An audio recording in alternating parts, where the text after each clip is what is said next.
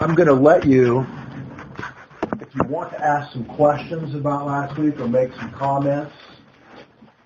I didn't really prepare particularly. If you weren't here and you want to hear last week, we have the audio on a file. So if you want it, you can get it. Yeah, I will send it tomorrow. Yeah. So just tell Anichka if you want it. It was a rather cosmological talk last week. I guess that if I don't even have my notes here, but the essence, of course, was in trying to explain a possible reason how or why there could have been Joshua's long day where the sun stood still and the moon in its place for a period of a whole day, extending the day in length. If you remember, I went through examples in multiple civilizations showing that to the east of, in the Middle East and to somewhat east of where Israel is, you had reports of long days. And I went through, if you remember, all the different stories of long days in those cultures. I don't know how many of them I came up with, but you could easily do 100 of them. Then, on the other side of the world, of course, we had a very interesting phenomenon, which you would expect. Long night. That is, it was the long night. Mm-hmm. And we had all those stories. Mexico's story of the long night, the Aztecs, the Mayans, and all these people who went through it. So we have historical evidence in these cultures that there was an unusual event of a long night or a long day.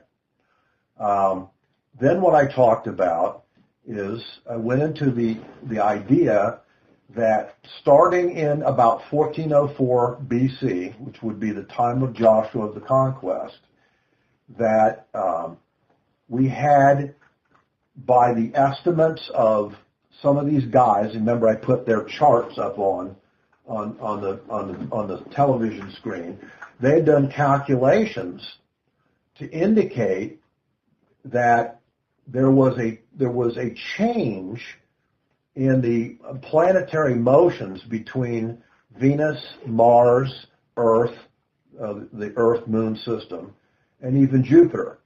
And they calculated angular momentums, the masses, and all these things, and all that table data. And what it showed was that every 108 years, there was a near pass-by between Earth and Mars. Now, there are other cycles of pass-bys between Venus and Mars. But during these pass-bys, at some points it's estimated that Mars was as close to 70,000 miles close to Earth. And of course, the gravitational effect would have caused land tides, earth tides, massive tides in the ocean. And of course, as Mars was out in a far more elliptical orbit originally, farther out, closer towards Jupiter, and in the area where the asteroid belt is, it appears that it picked up asteroids, okay, and of course what became meteorites when they came into gravitational field, that it brought with it, so that when there's a close pass-by, Earth's atmosphere catches gravitationally, catches some of those, and it rains meteorites on the Earth. And I noted there's over 170 meteorite strike areas that we know of on the Earth. Mm-hmm. There's thousands of them on Mars. There's hundreds to thousands of them all over the moon. You don't have to look very far at the moon to see it's absolutely annihilated with meteorite strikes. And the same is true of Venus. When we've done pass-bys by the various probes that we've sent, it's also covered in its land areas with meteorite strikes too. So this cycle of 108 years started about 1404, and there were about 6 or 7 cycles of it, which ended in 701. Apparently, by 701, there was a realignment in the energies between these various planets, so that they became in their current orbits. Okay? again, we find very interesting evidence because we find that calendars prior to 701 almost universally, and I went through all the different cultures, were 360-day calendars. And the interesting thing is nobody changed them before 701. So why? If they didn't change them, and there truly was a 365.25 solar cycle for the Earth, within about 3 or 4 or 5 months, you'd be planting in the winter. You start to be off very quickly. 5.25 days every year you'd be off. So in a matter of 50 or 75 years, you'd be way off. But nobody corrected them. Why did they not correct them? Okay? The explanation by these guys is because the solar year then was 360 days, not 365.25. After 701, when this equilibrium occurred finally, then Earth was in a 365.25 day cycle, Mars was in its cycle, Venus was in its cycle, and of course then everything stabilized at that point. So I guess that's a summary of it. Yes. I have one comment. Yes. There is going to be some additional craters formed here in the very near future from Tesla cars. That's right. That will rain down onto the Earth. Yes.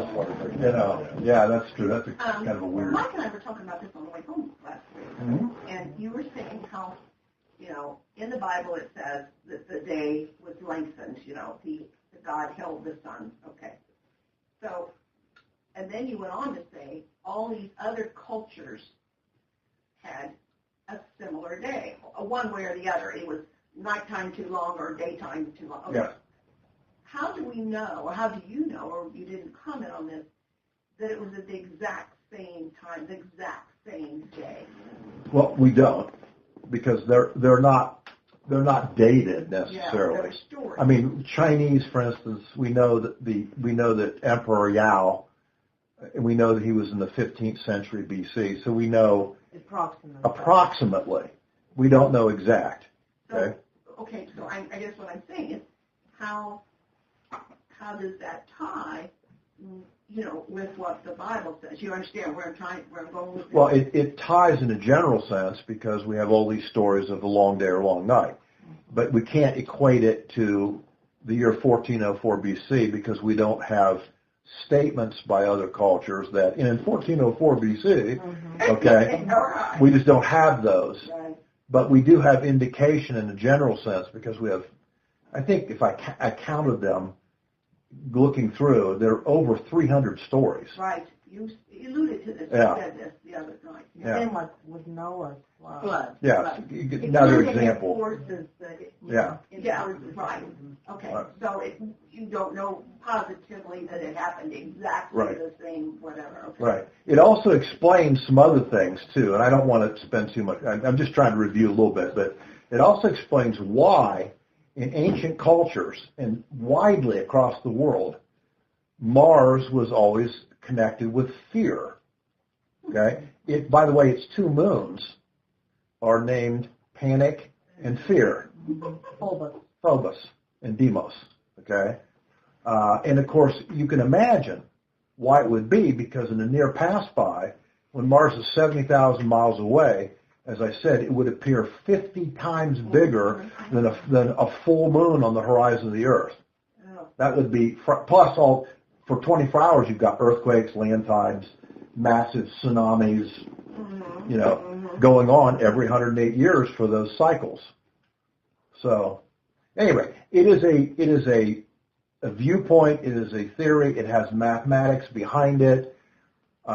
It's just Don't go into. Yeah, we're not going to go into that. No. Okay. But it is interesting as a way to explain that because also when this happened, what happened is that you found that the inclination of the Earth, okay, 23.5 degrees. The indication is during these pass-bys, it changed, okay. And when you incline it by 5 degrees, when you look at the astronomy elements there. Then you elongate the day because you've shortened the angle. Okay? And that's apparently how it worked. Interestingly enough, and again, this is, it's not empirical evidence, but Mars has exactly the same inclination to its pole that the Earth does, 23.5 degrees. Really? Yeah, exactly. You don't know that. Yeah. Anyway, so that's Thank so. you. Yeah. Any other Please comments, tell us questions? more and more. Nerd alert, nerd alert, nerd alert. What do you say down there? I say, please tell us more and more and more. What was your question, Janet? Is there life on Mars? That's a very interesting question. Many people are suspicious that somehow there may have been. We found pyramid structures on Mars. We found indication, of course, that there was water on Mars. We have frozen water on Mars. There's also indication, based on the rover work that's been on for years, that Mars probably did have an oxygen-based atmosphere. It may be these near pass-bys that caused it to go. With the pyramid structures probably was like a military base for fallen angels. Maybe. That would be an interesting thing as to the possibility of a collision with Mars's moon. Or moon. Two, yeah.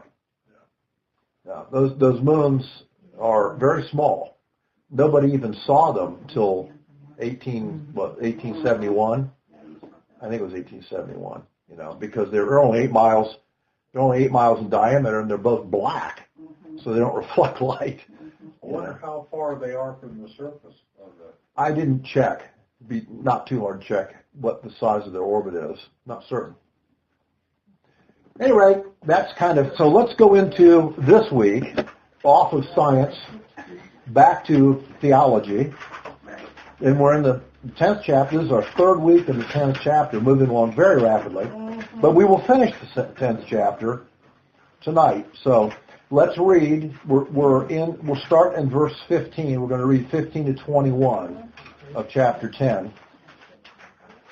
So it says, Then Joshua and all Israel with him returned to the camp at Gilgal. Now these 5 kings had fled and hidden themselves in a cave at Makkedah. And it was told Joshua, saying, The 5 kings have been found hidden in the cave at Makkedah. And Joshua said, Roll large stones against the mouth of the cave and assign men by it to guard them. But do not stay there yourselves. Pursue your enemies and attack them in the rear. Do not allow them to enter their cities. For the Lord your God has delivered them into your hand. And it came about when Joshua and the sons of Israel had finished slaying them with a very great slaughter until they were destroyed, and the survivors who remained of them had entered the fortified cities, that all the people returned to the camp to Joshua at Makkedah in peace. No one uttered a word against any of the sons of Israel. Okay? So let's go through these verses. It says, all Israel returned to Gilgal. I think this is likely an anticipatory statement of the future completion of this. What you're going to see are an entire series of battles. This battle occurs, but it sets off a whole series of battles. And they start to move particularly to the south. We'll read that here in the next section. And they go city after city, taking the cities one after another.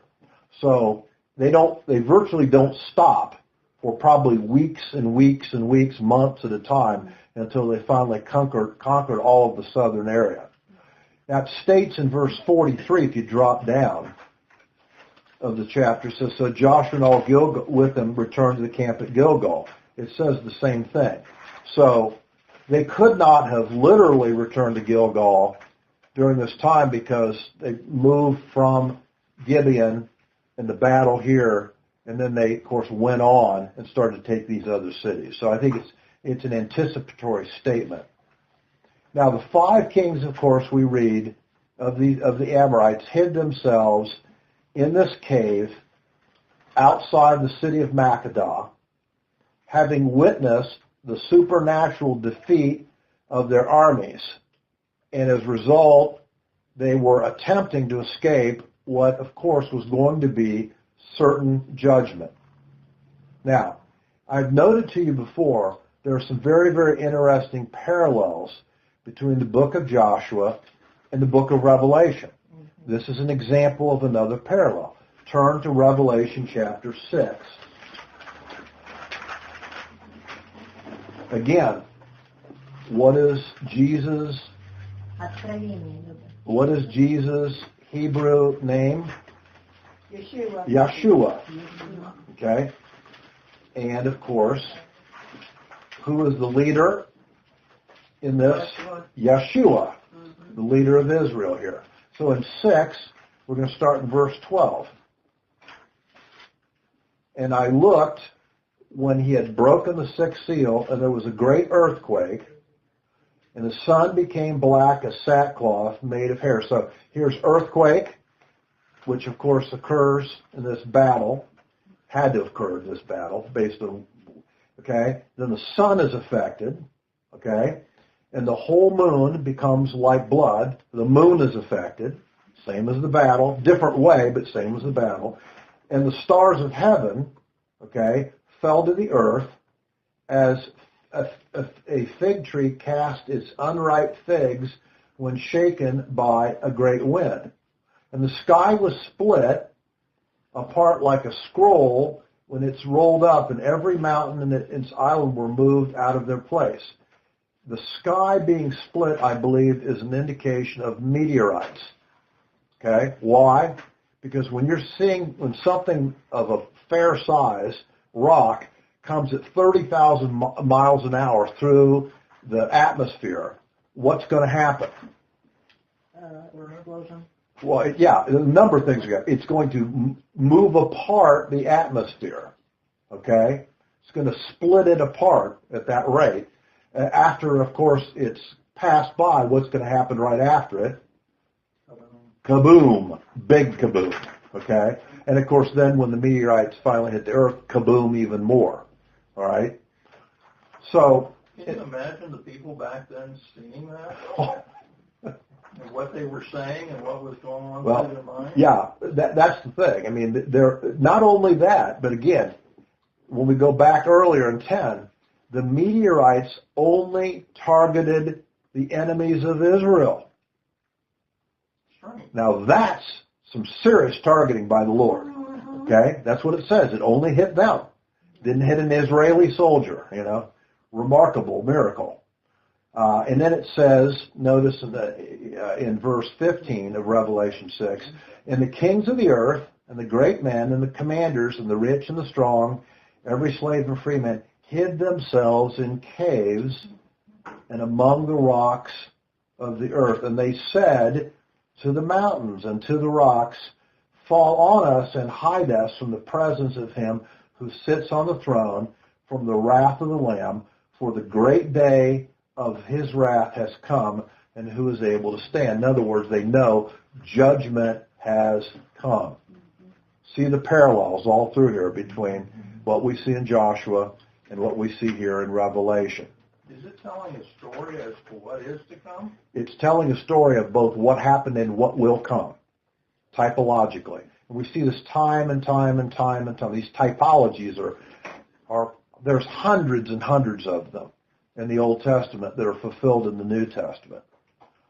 So, now it's a foreshadowing of a future conquest by a future Yeshua. Now, I want to talk a little bit about caves for a minute. Remember that when you see something mentioned, it's always interesting to go back and pull out other information about such a thing. So we're going to talk about caves. The first mention in the cave is found in the 19th chapter of Genesis, so turn there. And it's very interesting. I think, again, there's an element of the law first mentioned here again. You're talking about verse 17 cave of Makkedah? Yes, right. So turn to Genesis 19, and we're going to start reading in verse 30. This is a story about Lot and his two daughters. Okay? Now, remember, Sodom and Gomorrah have just been annihilated, blasted into oblivion, you know. Matter of fact, if you go there today, all you see is one big hole, okay? And, of course, that's what it says, that God from heaven blasted them. Is there a lot of salt? Sure, that's where the Dead Sea is. You know, it's the deepest depression in the world. It's 1,380 feet below sea level. Yep. And up not too many miles north, just in Jericho, you're at what? 700 feet? And then, of course, not very far to the west in the mountains, you're up a few thousand feet. So that's a big, and this is the north end of the Rift Valley, goes all the way into Africa. It's a big depression there.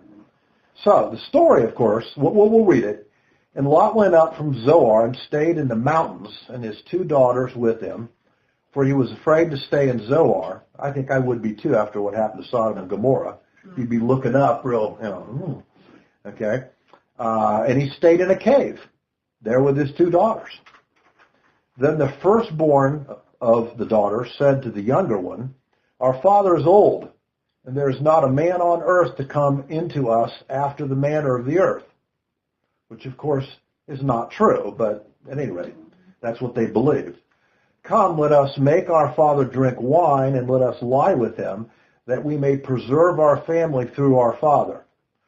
So they made their father drink wine that night, and the firstborn went in and lay with her father, and he did not know when she lay down or when she rose up. So he was pretty blasted. Okay? They're really drunk. Yeah, he's real drunk. Verse 34, "And it came about on the next morning that the firstborn said to the younger, 'Behold, I lay last night with my father. Let us make him drunk again tonight, that you may go and lie with him, that we may preserve our family through our father.' So they made their father drink wine that night also, and the younger arose and lay with him, and he did not know when she lay down or when she rose." Again, he was pretty inebriated. Probably alcoholic. That's the story of the first alcoholic, okay? So, thus both the daughters of Lot, verse 36, were with child by their father. Now, here's the part that's, of course, that's a bizarre story, and it shows the lack of faith of these girls and what they did. But the interesting thing is the next two verses. And the firstborn, in other words, oldest, bore a son and called his name Moab. He is the father of the Moabites to this day. You notice how things follow and weave their way through the Word. Okay? Who is it that we're fighting in these 5 kings? The Moabites. Okay? And, verse 38, as for the younger, she also bore a son and called his name Ben-Amani. He is the father of the sons of Ammon. Who did they fight along the way? The Ammonites. Okay? Now, I want you to turn. You don't have to keep your finger anymore at Genesis, but I want you to turn all the way back to the prophet Amos. I want you to show you again how God just doesn't forget. And what happens, he weaves it through history, and you see it end up in another place. So, Okay, which place? Amos. Amos is just after Joel. And we're going to chapter 1, I believe. Okay. And we're going to read verse 13 of Amos chapter 1. Amos chapter 1. So, again, we're talking about a long, long time between what happened in Genesis 19 and here what Amos is talking about. So it says in verse 13, "Thus says the Lord, for 3 transgressions of the sons of Ammon, and for 4, I will not revoke its punishment." So Ammon is put under a punishment. They never are released from it because of an event that occurs. Well, he says, notice what it says next, "because they ripped open the pregnant women of Gilead in order to enlarge their borders." This story is found in 2 Kings 8, verse 12. I'm not going to read it all to you tonight, but they come into Israel and they attack these pregnant women in the process and kill them and therefore their children. And of course, then there's even a greater curse put on the Ammonites as a result of this occurring. So, That's evil. yeah. But notice how it starts in Genesis 19.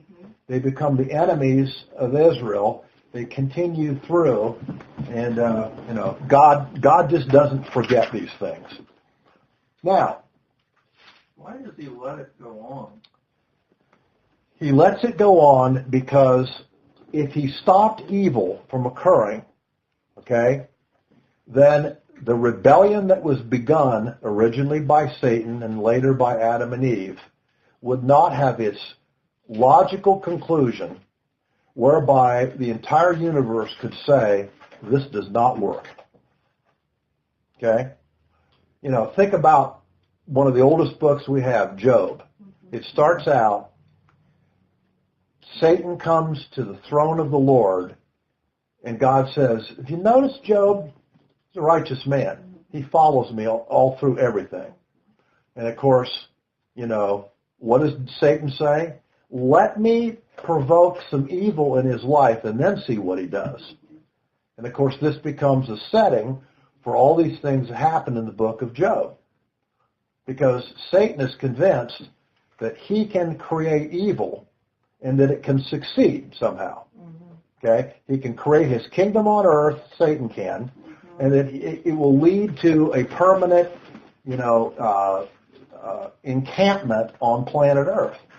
But of course, as we go through the Bible, and particularly as we get into the book of Revelation, we see that it does not work. What it leads to is one final massive battle of all the armies of the earth coming together in Israel and invading, and there's eventual slaughter. We call it the Battle of Armageddon, okay, for this valley called Har Megiddo. And of course, as a result of it, Christ himself comes back to earth, ends this slaughter, preserves Israel, and then he starts this 1,000-year reign on the earth, okay? And what does he do with Antichrist, false prophet, and Satan at this point when he comes back to earth? He locks them up. For 1,000 years. For 1,000 years. Did they grow a beard? Yeah. For 1,000 years, the earth has peace. There's no war. It says in Isaiah that during that 1,000-year period, a young man would die at age 100. Okay? There is very limited disease. There is a suppression of sin, not total elimination, but a suppression of sin. People get along, quote unquote, the lion lays down with the lamb. There's not predatory behavior that occurs. There's no poverty during the millennium. There's minimal disease during the millennium. Why? Jesus is ruling. Because Messiah is ruling literally on the earth and Satan's locked away. And then at the end of 1,000 years, just to prove the point, so that no one will ever question it again, he lets Satan loose for a short period of time. And what happens? Real quickly. He claims all his own. Yeah. He stirs up rebellion on the earth. After everyone has lived in this nearly perfect environment, they create warfare, and they again come into Israel trying to attack him literally. Think of the arrogance of that. And then it says, fire comes down out of heaven and boom, Whoops. they're annihilated. Okay? At any rate. Is that another meteorite? Yeah, well, I think it's more than that. But the point is, this experiment of sin has to be proven that it does not work. And that's why God lets it go on. That's a good answer. Yeah. Okay, now, I want to mention something else about caves, another example. I want you to turn to 1 Kings 18. I have another story about caves.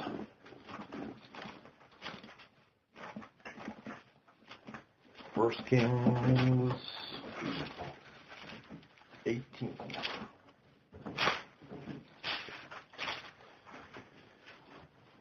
Now, in 1 Kings 18, this is a story about the prophet Obadiah. And in verse 4, you see, this is the time of Ahaz and Jezebel. Probably the most wicked combination of people that ever ruled Israel. They are bad to the bone. Okay? They're killing all the prophets they possibly can of the Lord. They're setting up idolatry like it's never been practiced before, probably, in Israel. So what happens is Obadiah, the Lord tells Obadiah, verse 4, it came about when Jezebel destroyed the prophets of the Lord that Obadiah took 100 prophets and hid them by 50s in a cave and provided them with bread and water. Okay?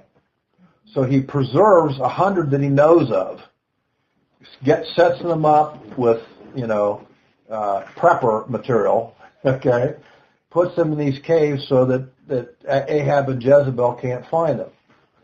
Now, at the same time, we have this interesting story as you go on. Elijah, who is at the same time a prophet as Obadiah during this time, the Lord says to Elijah an interesting thing. He goes to Obadiah, Elijah does, and he has this talk. You're going to see it, and we're not going to read it all, but in verses 10, 11, 12, 13, 14. And Elijah says, go tell Ahab and Jezebel where I am. Okay? And Obadiah says, in essence, do you have a death wish? Okay? And he says, don't worry about it. Go tell Ahab where I am. So he tells Ahab, and he says, verse 15, and Elijah says, he's saying it to Obadiah, as the Lord of hosts lives, before whom I stand, I will surely show myself to Ahab, to him today. So verse 16, Obadiah went to meet with Ahab, and he says to him, and Ahab then goes to meet with Elijah. Verse 17, it came about when Ahab saw Elijah, that Ahab said to him, and here's a nice greeting, is this you troubler of Israel? In other words, you're making life very difficult for me. He's already closed up the sky so it hasn't rained for 3 years. I mean, Elijah's making life tough for Ahab and Jezebel, okay? And he said, verse 18, he says, I have not troubled Israel, but your father's house has, because you've forsaken the commandments of the Lord and you've followed the Baals. Then now here's what he says in verse 19. He proposes an interesting tournament that he's going to have with Ahab and his prophets, the Baal prophets. He says, now send and gather to me all Israel at Mount Carmel, together with 450 prophets of Baal and 400 prophets of Asherah. So Ahab sends this out, okay, and they gather, all of Israel gathers there, and these prophets gather there, and there's actually 850 of them, literally. And, of course, they have this contest. I'm not going to read it all, but in the contest, of course, what happens is that Ahab says, okay, to these prophets, go ahead, we're going to slaughter these animals, we're going to put them on this altar, and you ask for your gods to light them on fire for a sacrifice. So, of course, they chant and they cut themselves and they weep and they gnash and they do all this stuff, and, of course, nothing happens all day long. So then Elijah says, okay, it's my turn. And remember the story? He takes on the altar there, he builds an altar out of uncut stone, 12 stones, one for each tribe of Israel. And then he makes a trench around it, puts wood on it, douses it with water, douses it with water, and douses it with water. Okay? And then, of course, he calls out to the Lord, and he says, okay, Lord, it's your turn. And fire from heaven comes down and scorches the whole thing. Now, the reason I tell you this story is because if you count by 108-year cycles from 1404 interestingly, you get to Obadiah in as Elijah's day, in Ahab and Jezebel's day. It is during the time of one of the 108 cycles. Some people think that, again, because of the resonance and the magnetic qualities in the atmosphere that occur, that's what God used to zap this sacrifice during that time. Remember, I told you last week that there was this very interesting story in the Battle of Troy, okay, that they were going to try to take Troy, and that the enemy had on iron armor, okay, and in the ancient literature, okay, what they said was that their armor literally in their bodies and their clothing under it caught on fire, okay? Everything that was metal caught on fire because of the tremendous magnetic energies which were generated through the metal, okay? And they didn't have a good day at Troy. That hurt. Yeah, that would hurt. So here's another cave incident and how it came out. Now, Joshua, of course, is told the location of these 5 kings after they search, and he instructs them to be secured in this cave. Interestingly enough, the kings escaped the meteorites, and they escaped the sword of the Jews, okay? They seek safety in a cave, but first it becomes their prison, and finally it becomes their grave. Okay? Turn, if you would, to 2 Peter chapter 2. The New Testament rings true with what we're seeing here. 2 Peter 2, and we're going to look at verse 9.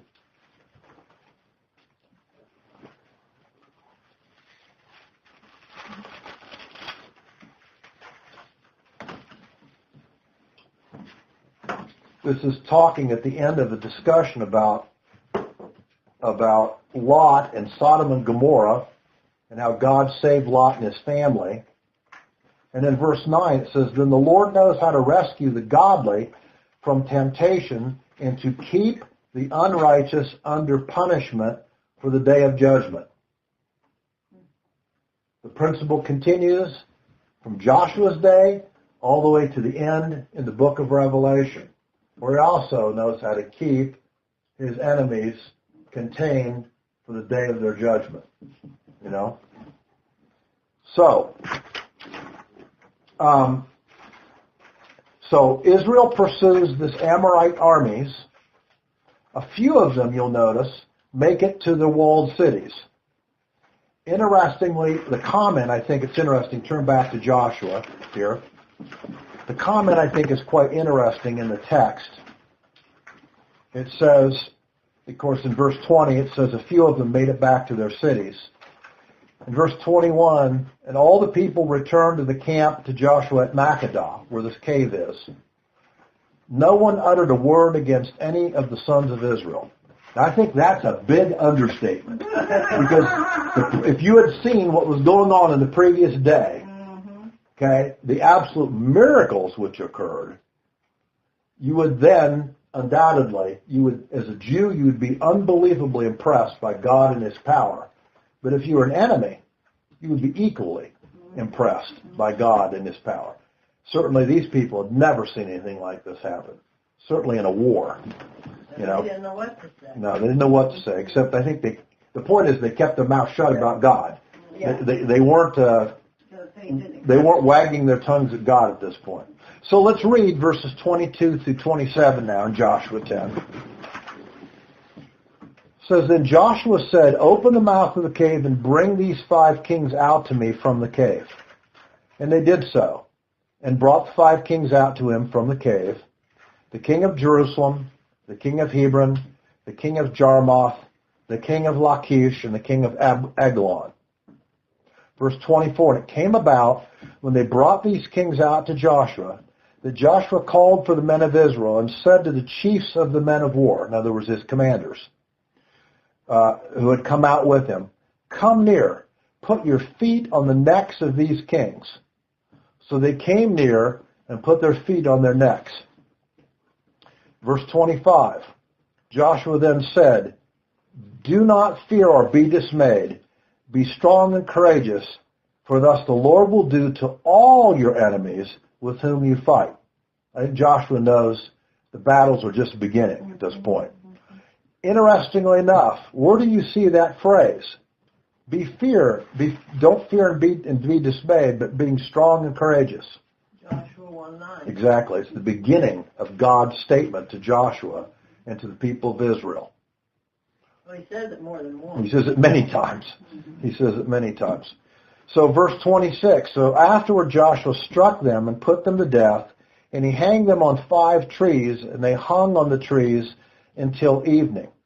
And it came about at sunset that Joshua commanded, and they took them down from the trees and threw them in the caves where they had hidden themselves, and put large stones over the mouth of the cave to this very day.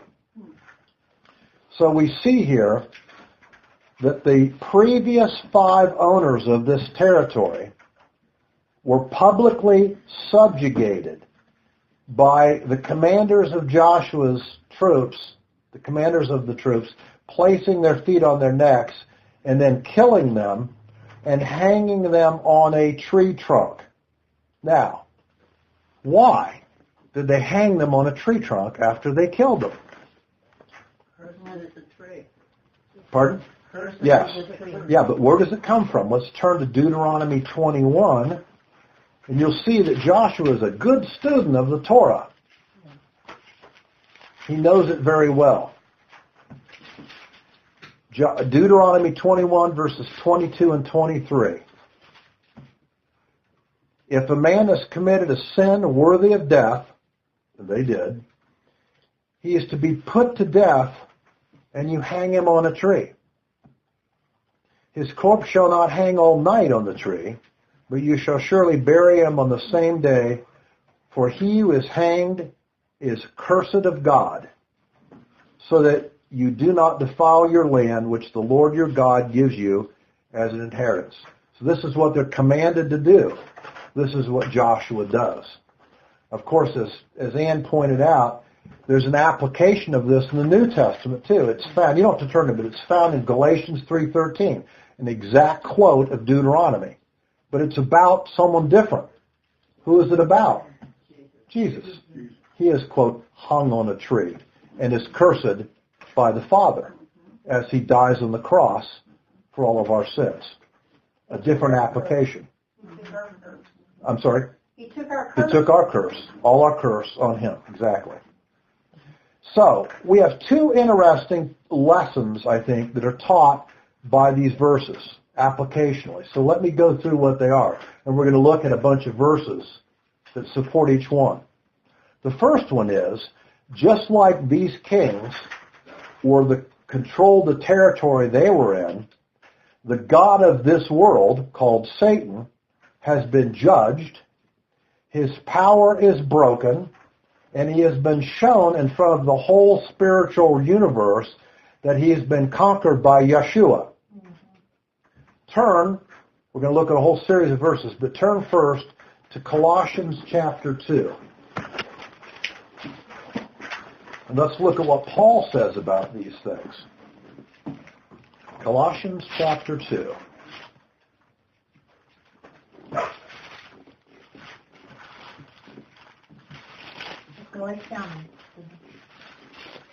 Colossians 2, and we're looking at verses 13 through 15. This is Paul speaking about us and our spiritual state. Verse starting 13, and when you were dead in your transgressions and the uncircumcision of your flesh, he made you alive together with him, having forgiven us all of our transgressions. This is the application that we read in Galatians 3:13, that he became the curse, as Jan said. Verse 14, having canceled out the certificate of debt consisting of decrees against us, which was hostile to us, and he's taken it out of the way, having nailed it to the cross. Now this is a very interesting element of Roman law. In Roman law, when you were charged, there was a certificate of you being charged. It's the same in law today. If you're indicted, you have a certificate of indictment with the charges against you. You then went through a trial, and if you were found guilty, and it was a capital punishment case, they noted on your certificate that you were guilty. They called it, in Greek, the certificate of death. It was your debt to society. They then, if it was capital case, the Romans took you and hung you on a cross, and they took the certificate of debt and nailed it to the top of the cross. In the same way, this is what Christ did, except he took all our certificates of debt, and they were all nailed, figuratively, but literally, spiritually, on the top of his cross. That's what Paul's telling us here in verse 14. Now, verse 15. As a result of this, notice what we see here. And when he had disarmed the rulers and authorities, notice, disarmed. Okay? Everything hostile that they had as an ability or power is now nullified. He disarmed them. And when he had disarmed the rulers and authorities, now who's he talking about now? He's not talking about the Romans. He's talking about the spiritual authorities, the demons, the principalities and powers, okay? He says when he disarmed them, he made a public display. Now this is a very interesting word in the Greek. In the Greek, and used in the Roman world, once you conquered a people, they would take slaves from the people they conquered. They would be in chains, and they would come back to Rome, and they would have this massive procession, okay? And they would march what they conquered, the material, the gold, the silver, and all these slaves and the rulers that they bring with them, the kings of these places, through and bring them before Caesar. It was the public display. This is exactly what is happening in the spiritual realm that we're being told here. He says he made a public display of them, having triumphed over them through Christ. So, this is exactly what Joshua does, Joshua here in these battles, but it's also what happens with Christ also, for our sake. Now, turn also, I want to show you a couple other verses. Turn back to back one chapter to Colossians 1:13.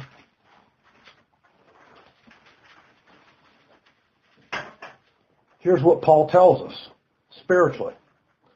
For he, that is Christ, delivered us from the domain of darkness, literally the kingdom of or stronghold of darkness. That would be Satan's kingdom, right?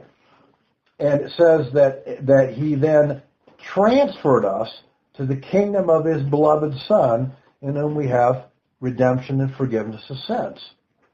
Again, the power of the ruler of the kingdom is broken and seen in an absolutely public way, especially in the spiritual sense. I want to show you also, I want you to look at, let's turn back to John 16 from Colossians, the Gospel of John.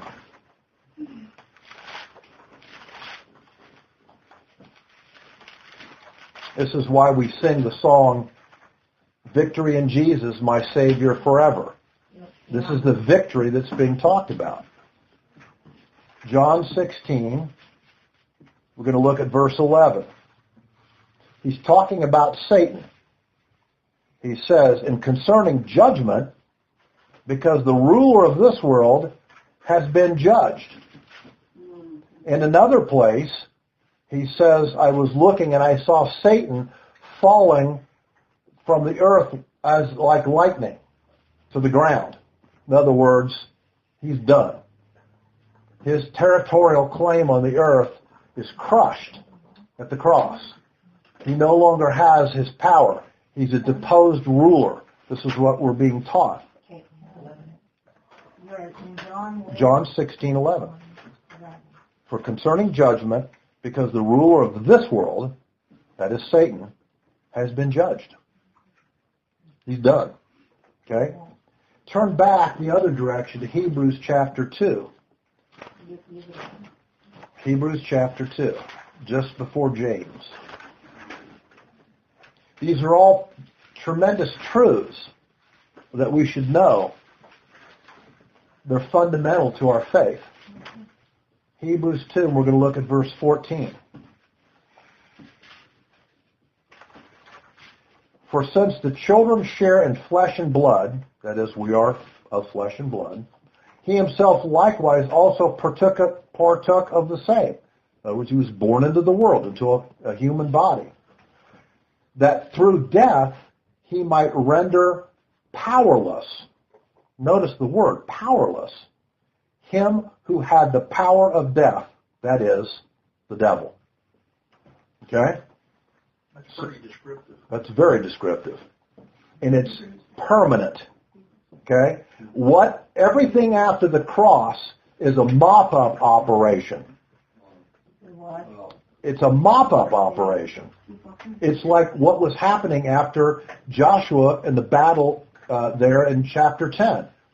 The big battle occurs for the first day, and then what happens? A mop-up for these other cities. This is exactly what's happened from the cross on. Jesus is mopping up until the day comes in Revelation 19 where he returns, and that's his final mop-up. Well, in terms of the people of the earth, it's his final mop-up. He returns in the Battle of Armageddon. Okay? But remember, everything that is occurring and will occur that we read about in Revelation occurs because of what happened at the cross. It all started there. Okay? Does that make sense to you?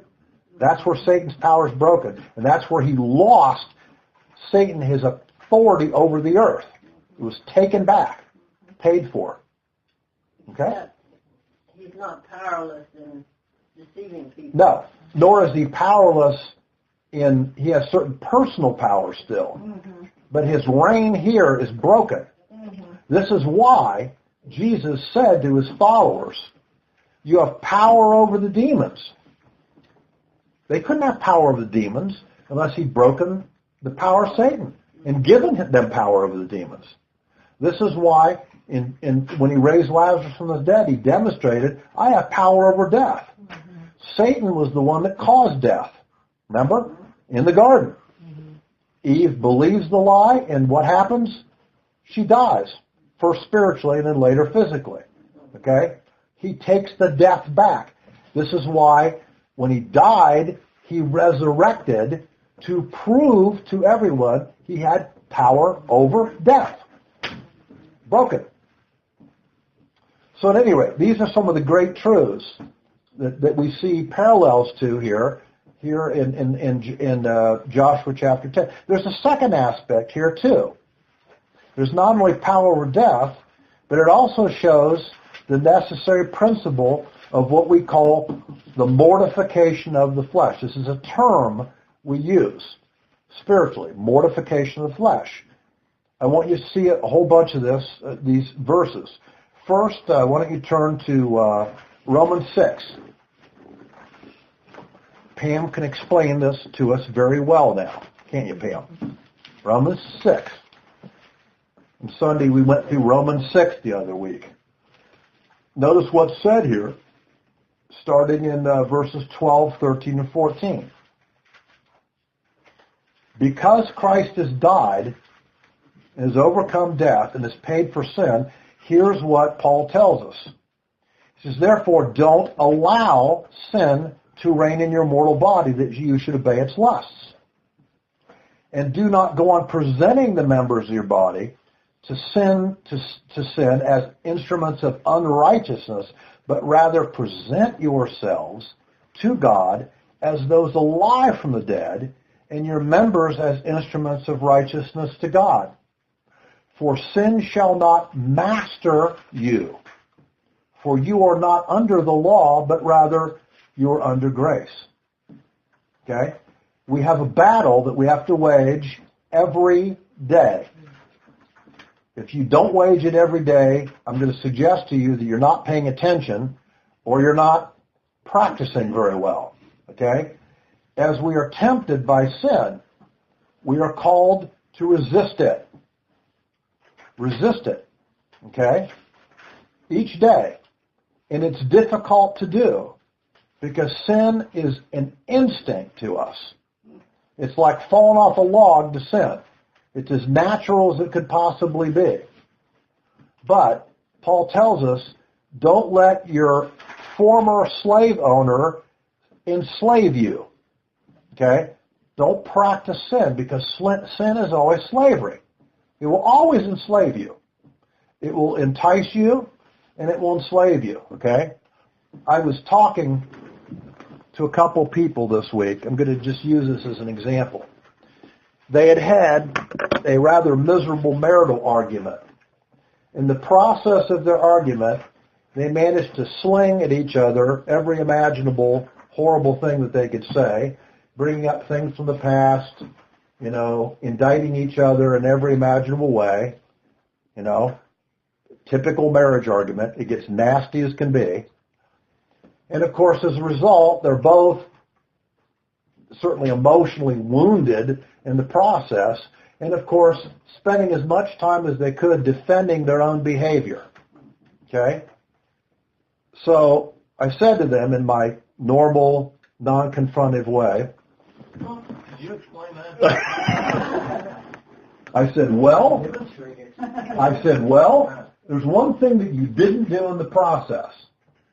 And they go, what? And I said, you didn't do anything to defend the quality of your relationship with each other. You just slayed it. Okay? In the process of defending yourselves, what did you do? You hurt each other. How much trust do you now have with each other as a result of this? Well, they go, whoa. Okay? What did they just do? They practiced sin to their own demise. That's what they did. Did they get it? I hope. But this is the problem, The problem is that people don't tend to learn these things easily because it's so natural to defend yourself. It's so natural to want to prove your point. It's so natural to want to explain to the other why you're right and they're wrong, okay? Rather than looking and saying, okay, I love this person, and I need to defend our relationship, Yes. Joyce Meyer made a point once. She said, once I decided for myself, do I want to be right or do I want to be happy? Yeah. And I think it's a very, very good point.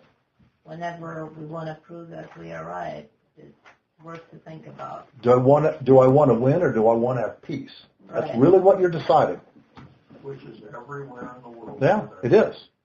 In relationships, in marriage, and interactions between people and countries and everything.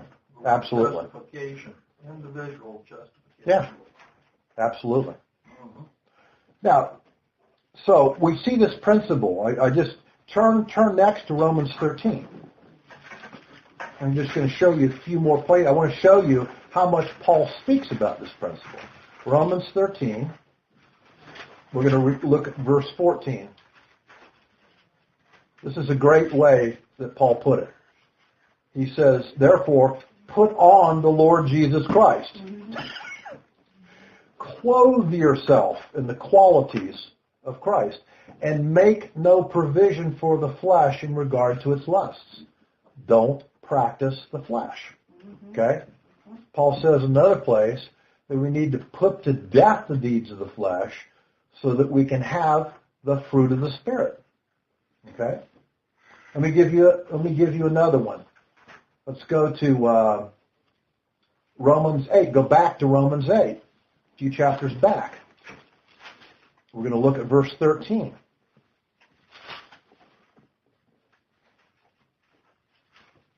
This is a very interesting statement by Paul. He says, for if you are living according to the flesh, you must die.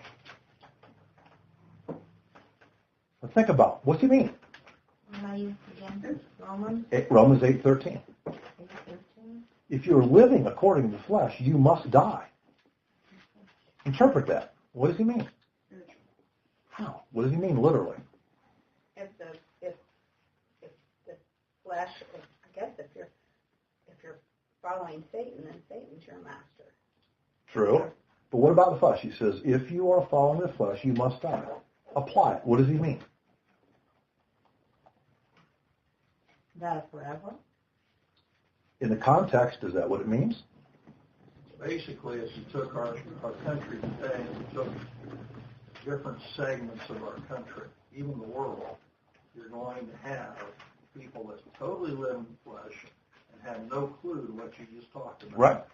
Lots. Then you're going to have them taking of the flesh of each other. I think that's where you're really going. Well, except this is the individual application here.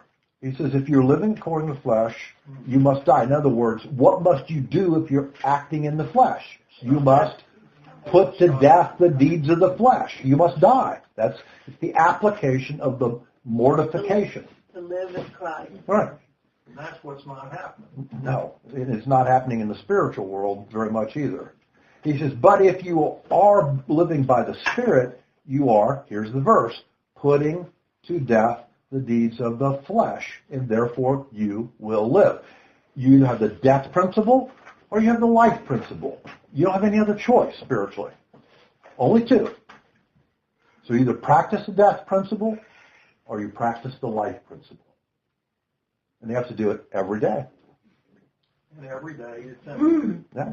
So, for if you are living accordingly to the flesh, you must die.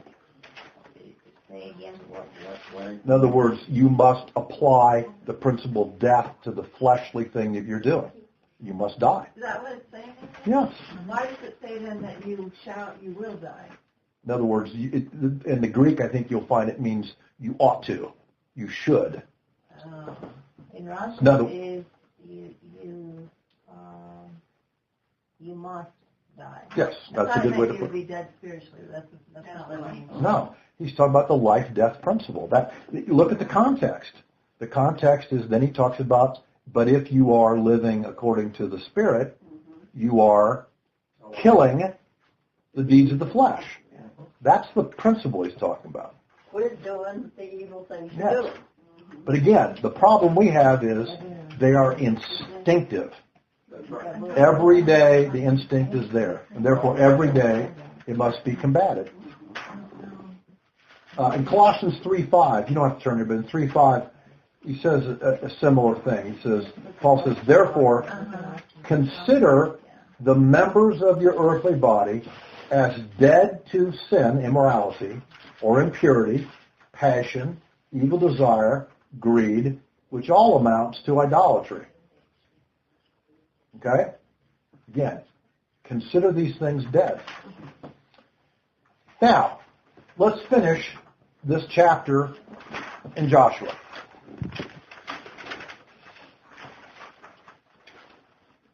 Let's read 28 through 43. And as Gary says, we're going to land the plane.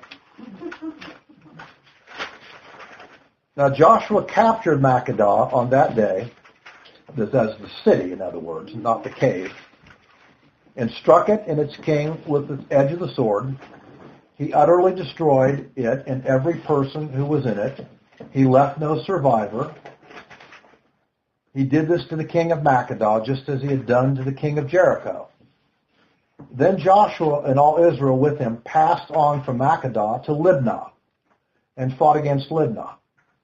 And the Lord gave it also with its king into the hands of Israel. And he struck it and every person who was in it with the edge of the sword. He left no survivor in it. Thus he did to its king just as he had done to the king of Jericho. 31. And Joshua and all Israel with him passed on from Libnah to Lachish. And they camped by it, and they fought against it. And the Lord gave Lachish into the hands of Israel, and he captured it on the second day. And he struck it, and every person who was in it with the edge of the sword, all that he had done, just like he'd done to Libnah. Verse 33. Then Horam, king of Gezer, came up and to help Lachish. And Joshua defeated him and his people until he had left no survivor. And Joshua and all Israel with him passed on from Lachish to Eglon, and they camped against it and fought against it. And they captured it on that day and struck it with the edge of the sword. And he destroyed, utterly destroyed that day,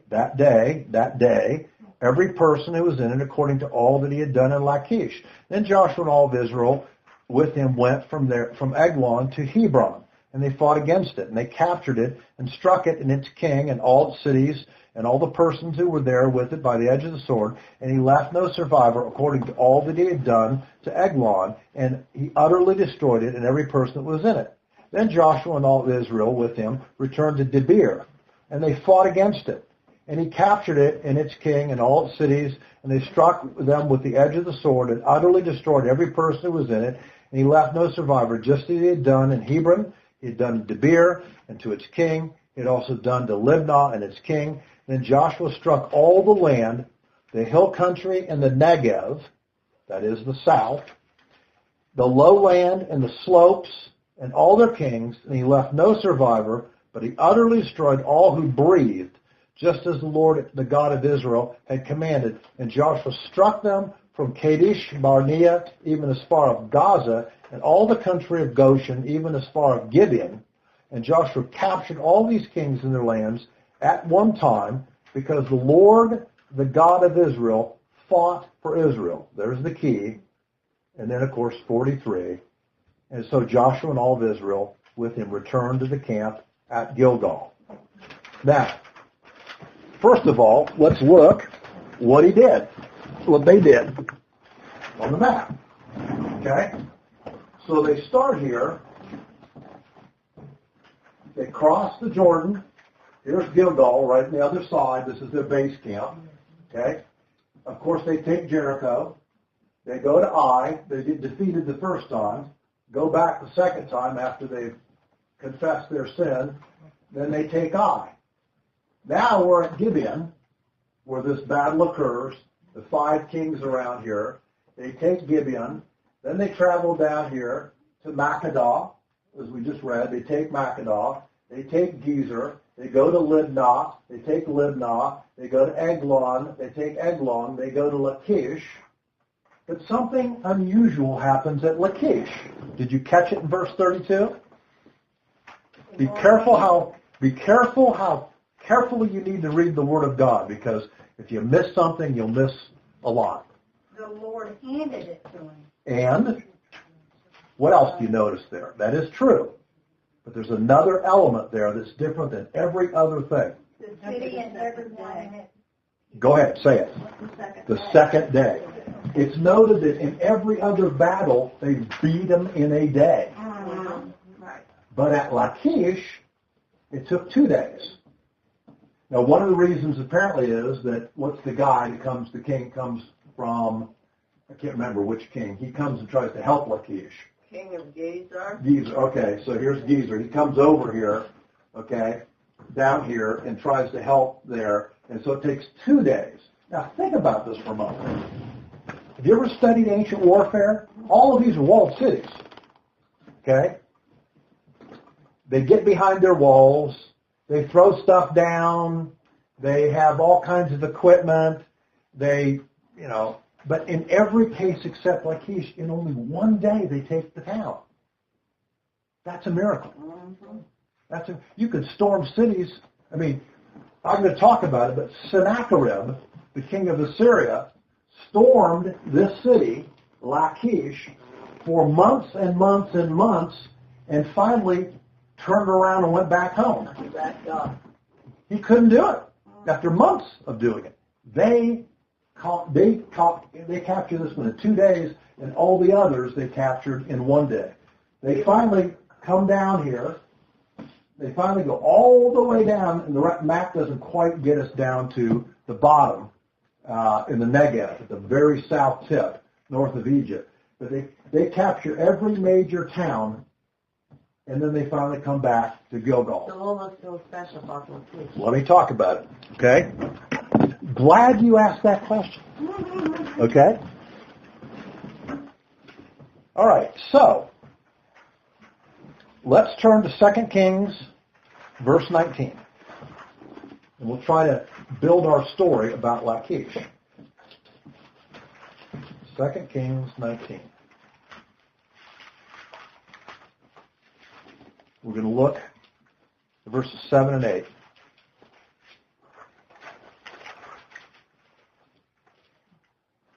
This is about Hezekiah's time. Okay? The king of Judea. He says, verse 7, Behold, I will put a spirit in him, so that he shall hear a rumor and return to his own land. And I will make him fall by the sword in his own land. He's talking about Sennacherib, the king of Assyria, who was one vicious dude. Okay? He was ruthless in his campaign all across, and he had a very large kingdom, if you look at the Assyrian kingdom. Verse 8, Then Rabshakeh returned and found the king of Assyria fighting against Libnah, for he had heard that the king had left Lachish. Here's the historical evidence I was telling you about. Sennacherib could not take this town of Lachish. He turns around. Now let's turn then to 2 Chronicles 32. So move to your right, past 1 Chronicles into 2 Chronicles, and go to chapter 32, verse 9. Here's another account. Okay. Are you slow Russian? 2 Chronicles? You asked him for it. 2 Chronicles 32:9. Got it? All right. After this, Sennacherib, king of Assyria, sent his servants to Jerusalem while he was besieging Lachish, with all of his forces with him, against Hezekiah, king of Judah, and against all of Judah who are at Jerusalem. And then, of course, what happens is he's besieging it, but he can't take it.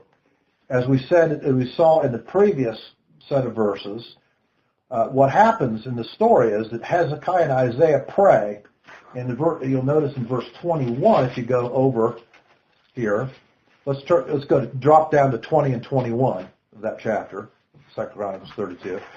But King Hezekiah and Isaiah the prophet, the son of Amoz, prayed about this and cried out to heaven about him sieging, Sennacherib. And the Lord sent an angel who destroyed every mighty warrior and commander and officer in the camp of the king of Assyria. So God, through an angel, slaughters them. Okay? Now look what happens next. It's interesting. It says, so he, that's Sennacherib, returned in shame to his own land. And when he entered the temple of his God, some of his own children killed him there with the sword.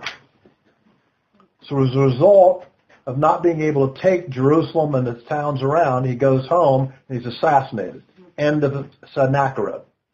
Interesting story. And of course, in other histories, you also read too of his death too. Now, turn next to Jeremiah chapter 37. So you're going to go way to the right, to the prophet Jeremiah. So again, you see these mentions of Lachish. So Jeremiah 37. We're going to start in verse 7.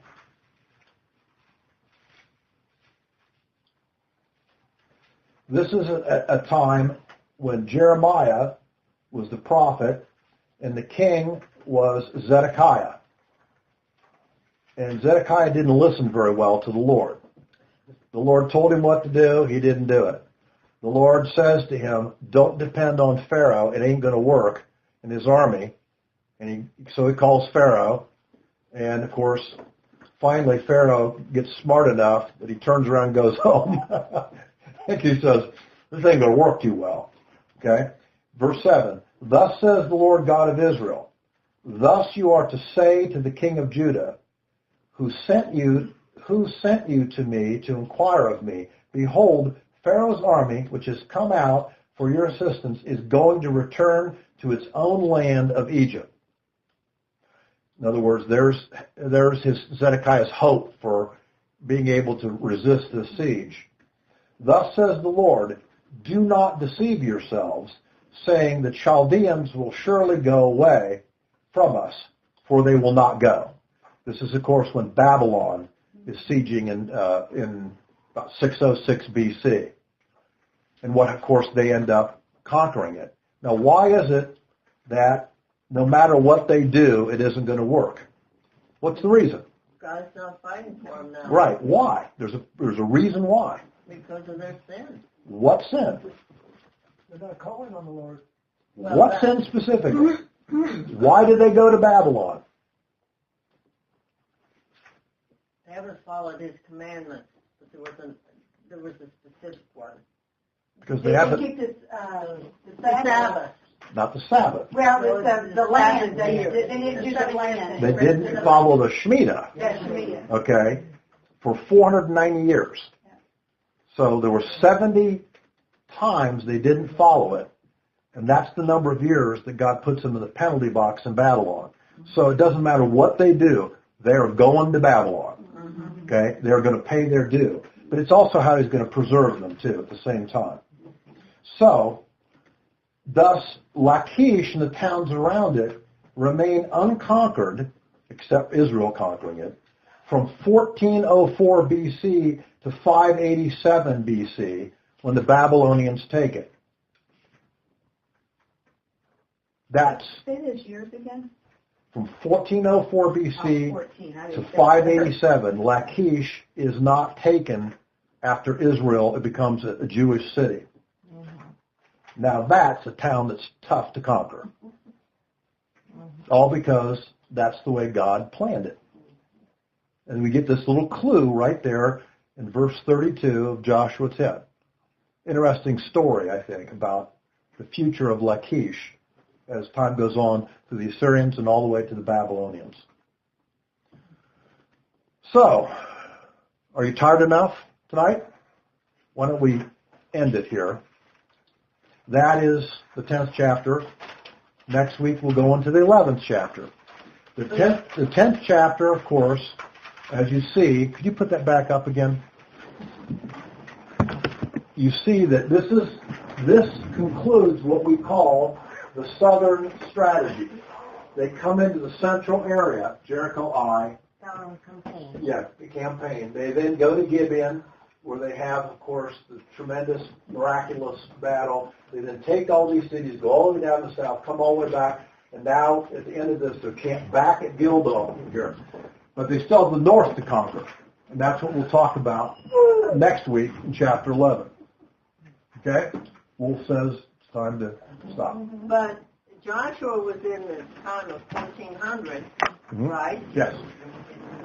And he did conquer that city. Yes. And like I said, after it was a Jewish town, it wasn't conquered again until 587. Okay. How long did it take him to do all that? Here? Yeah, a day. Weeks. I mean, Weeks. One day for One each day, town. and then they traveled. Now to maybe that there's part of the day's travel in between. They're not that far apart. place. But Okay. 2 days for Lachish. So 2 days for Lachish. So in a matter of weeks, they had. That's why I said, they obviously did not go home at Makkedah because they had a whole bunch of battles all the way down south. So now they've taken the southern part. It's under their. Doesn't mean every single place has been conquered, but it means every stronghold has been conquered. Okay. Gary, would you close us? Father, we thank you for your magnificent word, the details, the clues, the richness, how you've laid out your story for us to understand. Thank you for that. Father, I ask that you be with us this week. You give us mercy and joy as we go through our life, and that you bring us back safely next week, where we can explore more of the magnificent story of your creation. Be with us, and I ask this thing in your name. Amen. Amen. You have restless legs. Yeah. I do too, that's why I knew I you. when you tell me to do that, I mean, Yes. nobody understands it. Oh my gosh, I've been in such miserable situations and you get in a concert and you're in the middle of the road. We're in the car and you're an hour from home. I'm finding all this to be kind of crap. Crowd would help. I don't know why people that don't come They think it's all your imagination. So we got in the New Testament too, Pam. I think it's down supposed under to the be, step but, and I take medical, but It's just that's why they want you to do it, please. and it's very, it's, Well, I've had to. I thought questions covered all. But usually I take. That's right, that's true. I don't Summary. take any medicine. Oh my God. What is the distance I did. from That's the the word. wall to the I end don't know of what I the do. step? She said she's thinking about it. it. Either that or Pam's going to teach one. of the two. Well, my family always called it the Grove Visit. Kim's going. My mother was a I Grove, probably wouldn't. and she, all of her sisters and brothers, they all had it. And, so, they just called it the Grove Visit. And then Steve. And Abby had a friend, that's our daughter. I have had a before, friend but it's not my from Concrete. Denmark. I think it was Denmark. Clearly, One of all the in hundreds of inside them. of the block. He called it his jumpy legs. Yeah, just- Unruly legs. Right through there. That's what he called it.